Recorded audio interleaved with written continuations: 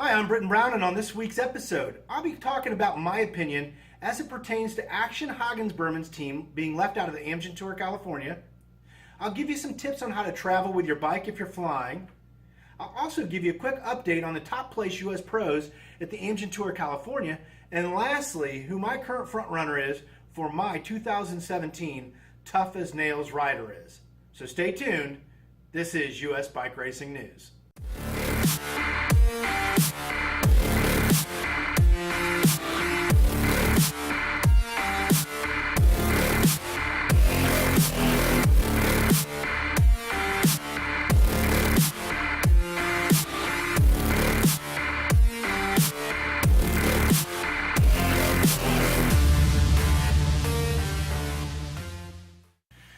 Well, welcome back to U.S. Bike Racing News. This is episode 13 and I'm Britton Brown. Let's start out this episode with highlighting our U.S. pros, those that are born in the U.S. who are currently racing in the Amgen Tour of California.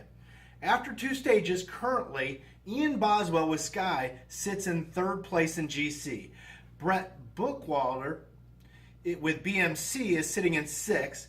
Andrew Talansky with Cannondale Drapac sits in eighth place.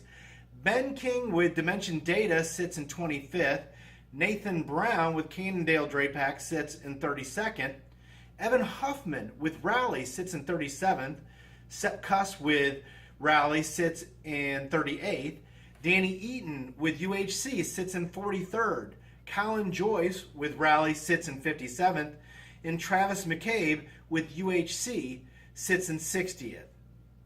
Along with many other riders from the U.S. spread out amongst the leaderboard. This is going to be an incredible Amgen Tour California. So good luck. Can't wait to watch some more bike racing.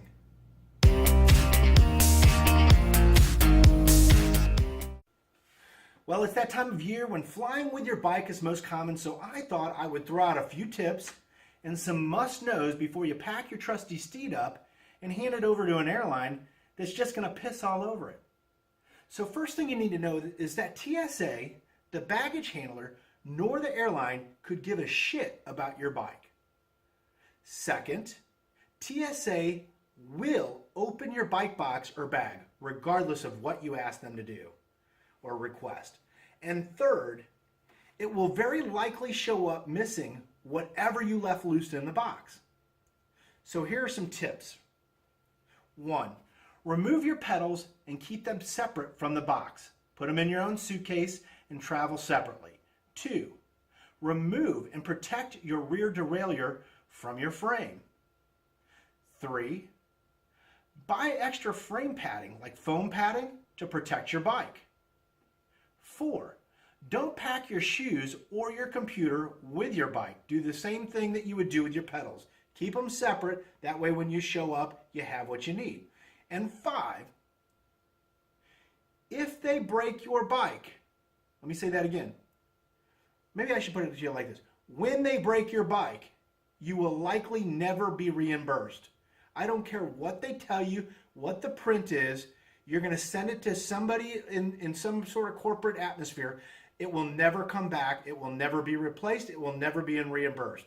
So don't stress about it. Just know going into it that you are giving your bike over to somebody that could give two rats' asses about it. But you need to understand going into it that this can be quite frustrating. Lastly, here are the best airlines to fly with your bike and the worst ones to avoid if you can. Best airlines to fly with. Number 1, 2, and 3, they're all the same as far as getting your bike there. My experience, my son's experience, traveling all over the world. JetBlue, $50, Frontier, $75, and Southwest, $75 each way. They seem to take care of your bike, and they charge the least. I don't know what it is. The worst ones out there, the ones that you want to avoid, United, Delta, and American. They're all $150 each way. Every time we use them, we seem to have a problem, and there's nobody to ever talk to. They could give two rats' asses about how your bike shows up, nor whether or not you even got it back. So just wanted to give you a heads up. Regardless of whether you use cardboard, soft shell, or a hard case, JetBlue, Frontier, and Southwest are the cheapest and the best airlines to travel with a bicycle.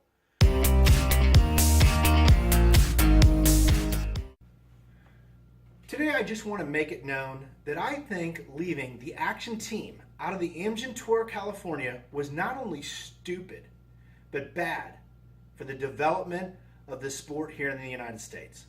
Let's be honest for a second. Not everybody can race at this level. I get that. And having UHC, Rally, and Jelly Belly at the race totally makes sense to me.